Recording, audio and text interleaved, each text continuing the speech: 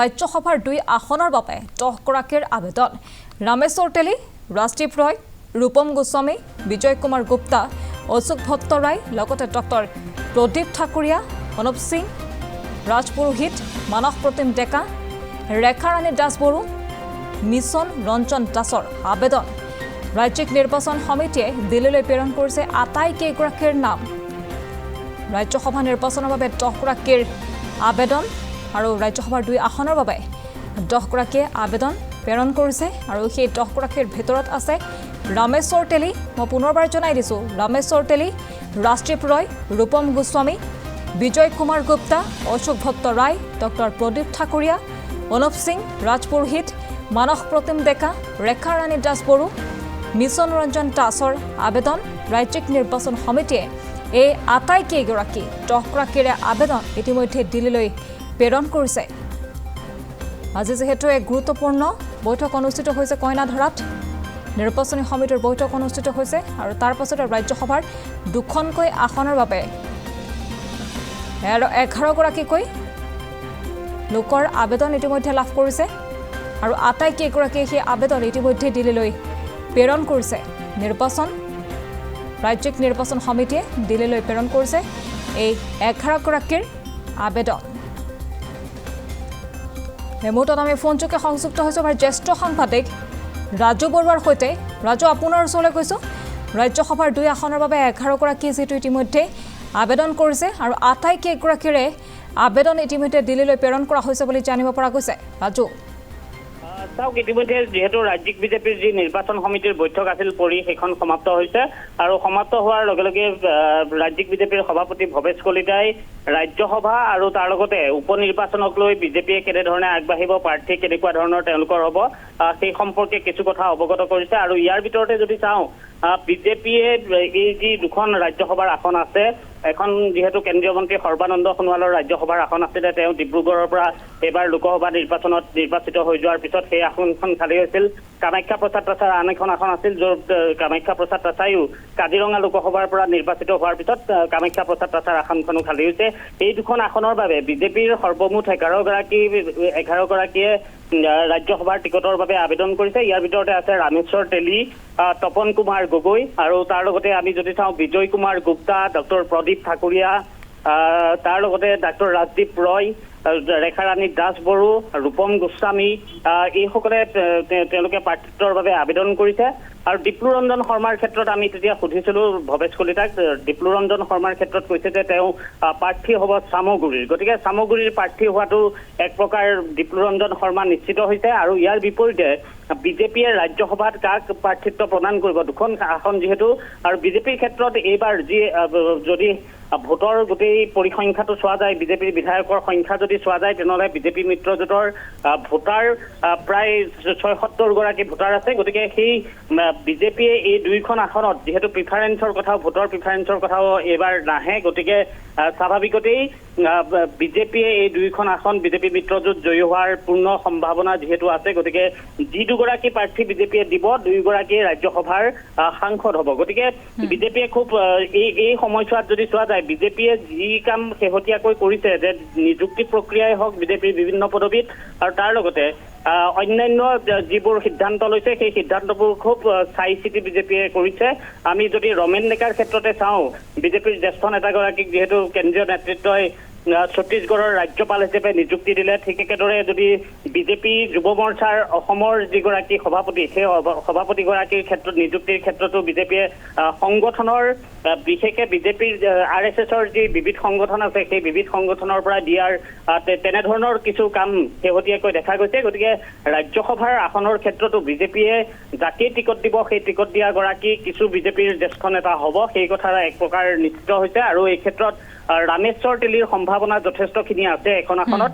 আৰু দ্বিতীয়খন আসনৰ ক্ষেত্ৰত যদি চাওঁ, তেনেহ'লে ক'ৰবাত তপন কুমাৰ গগৈ কেনেবাকৈ আহিব পাৰে, বা উজনি অসমৰ ক্ষেত্ৰত আমি যদি চাওঁ, উজনি অসমৰ অনুপ সিং ৰাজপুৰোহিত, ৰামেশ্বৰ তেলী, তাৰ লগতে আমি তপন গগৈৰ নাম যিহেতু দেখিছোঁ, যিখন তালিকা আছে সেই তালিকাখন পঠিয়াইছে, তাত তেওঁলোকৰ নাম আছে। ঠিক একেদৰে মহিলাৰ ভিতৰত ৰেখাৰাণী দাসবড়ো বৰ্তমান বিজেপিৰ উপসভানেত্ৰী হৈ আছে, ৰাজ্যিক উপসভানেত্ৰী, এগৰাকী জ্যেষ্ঠ নেত্ৰী। গতিকে ৰেখাৰাণী দাসবড়োৰ নামটো আমি তাত দেখিছোঁ, বা ৰাজ্যিক বিজেপিৰ সভাপতিয়েও সেই নামটো উল্লেখ কৰিছে।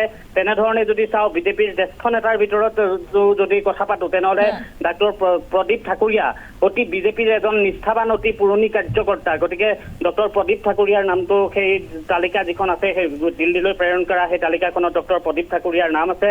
বিজয় কুমাৰ গুপ্তা এগৰাকী বিজেপিৰ অতি নিষ্ঠাবান আৰু জ্যেষ্ঠ কাৰ্যকৰ্তা। গতিকে বিজয় কুমাৰ গুপ্তাৰ নাম এই মুহূৰ্তত সেই যিখন তালিকা আছে তাত বিজয় কুমাৰ গুপ্তাৰ নাম আছে।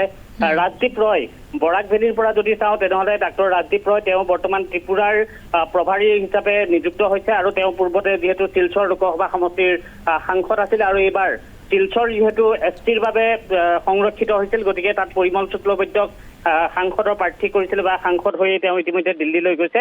গতিকে ডাক্তৰ ৰাজদীপ ৰয়ৰ নামটো আমি তাত প্ৰত্যক্ষ কৰিছোঁ। মিছন ৰঞ্জন দাস বিজেপিৰ এগৰাকী বৰাকৰ অতি পুৰণি নিষ্ঠাবান জ্যেষ্ঠ কাৰ্যকৰ্তা। গতিকে মিছন ৰঞ্জন দাসৰ নামটো আমি তাত দেখিছোঁ, তেওঁৰ নামটো পঠিয়াইছে। মানস প্ৰতিম ডেকা বিজেপিৰ এগৰাকী যুৱ নেতা, মানস প্ৰতিম ডেকাৰ নামটো আমি তাত প্ৰত্যক্ষ কৰিছোঁ। তেনেধৰণে ৰূপম গোস্বামী বিজেপিৰ মুখপাত্ৰ, ৰূপম গোস্বামীৰ নামটো এই যিখন তালিকা আছে, সেই তালিকাখন যিখন দিল্লীলৈ প্ৰেৰণ কৰা হৈছে সেই তালিকাত আছে। কিন্তু যিহেতু দুজনকহে মাত্ৰ প্ৰাৰ্থিত্ব প্ৰদান কৰিব পাৰিব, দুখনেই যিহেতু আসন আছে, গতিকে এইকেইজনৰ মাজৰ পৰা যাকেই প্ৰাৰ্থিত্ব প্ৰদান কৰে, হয়তো সেই ক্ষেত্ৰত বিজেপিৰ ভিতৰ চৰাত এনে সাধাৰণতে দেখা যায় যে কোনোবা এটা নিযুক্তি দিলে বা কাৰোবাক যদি কিবা এটা পদবী দিয়া যায়, তেতিয়া কিছু কথা চলে যে ন পুৰণি সংঘাতৰ কথা আহে। কিন্তু এই যিখন তালিকা দেখা গৈছে, এই তালিকাখনত যিসকলে আবেদন কৰিছে অতি জ্যেষ্ঠ তেওঁলোক। গতিকে বিজেপিৰ এই জ্যেষ্ঠ নেতাসকলৰ ভিতৰত যাকেই টিকট দিয়ক, হয়তো দলৰ মাজত কোনো ধৰণৰ তাত অসন্তুষ্টি বা অন্যান্য ধৰণৰ পৰিৱেশ হয়তো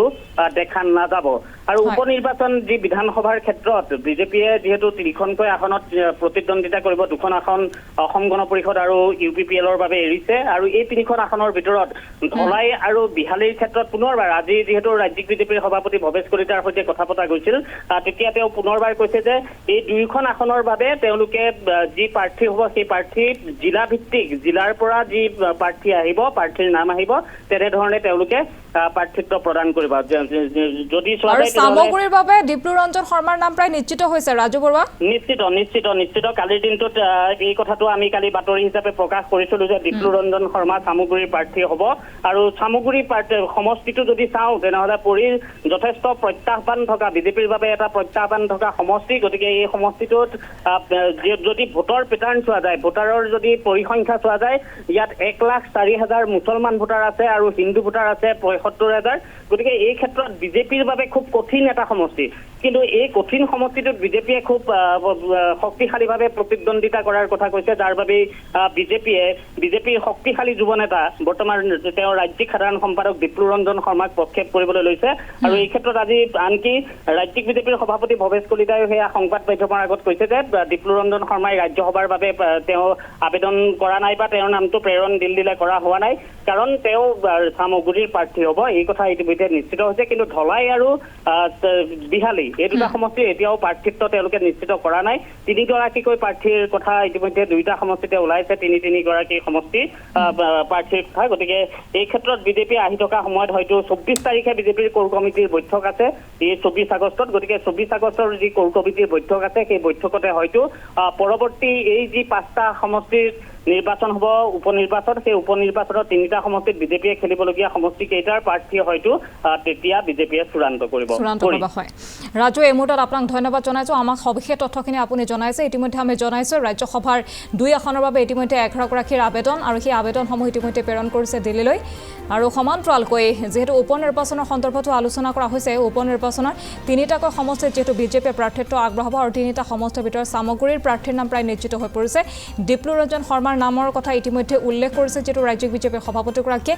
চামগুৰিৰ প্ৰাৰ্থী হ'ব ডিপ্লু ৰঞ্জন শৰ্মা, আৰু আন 2টা সমষ্টিত বিজেপিয়ে কাক প্ৰাৰ্থিত্ব দিয়ে সেয়া পৰৱৰ্তী সময়তে স্পষ্ট হৈ পৰিব আৰু বাকী দুটা সমষ্টি যি দুটা সমষ্টি আছে সেই দুটা সমষ্টিত UPPL আৰু অগপক ইতিমধ্যে ভগাই দিছে বিজেপিয়ে ৰাজ্যসভাৰ দুখন আসনৰ বাবে 11 গৰাকীৰ আবেদন আৰু সেই আবেদনসমূহ ইতিমধ্যে দিল্লীলৈ প্ৰেৰণ কৰা হৈছে সেই 11 গৰাকীৰ ভিতৰত আমি মই পুনৰবাৰ উল্লেখ কৰিব বিচাৰিছোঁ কাৰ নাম আছে ৰামেশ্বৰ তেলী এগৰাকী যেহেতু জ্যেষ্ঠ নেতা ৰাজদীপ ৰয় ৰূপম গোস্বামী বিজয় কুমাৰ গুপ্তা অশোক ভট্ট ৰয় তপন গগৈ ডক্টৰ প্ৰদীপ ঠাকুৰীয়া অনুপ সিং ৰাজপুৰোহিত মানস প্ৰতিম ডেকা ৰেখাৰাণী দাসবড়ো মিছন ৰঞ্জন দাস আৰু এই আটাইকেইগৰাকী আবেদন কৰিছে ৰাজ্যিক নিৰ্বাচন সমিতিয়ে দিল্লীলৈ প্ৰেৰণ কৰিছে এই আটাইকেইগৰাকী 11 গৰাকীৰ আবেদন পত্ৰ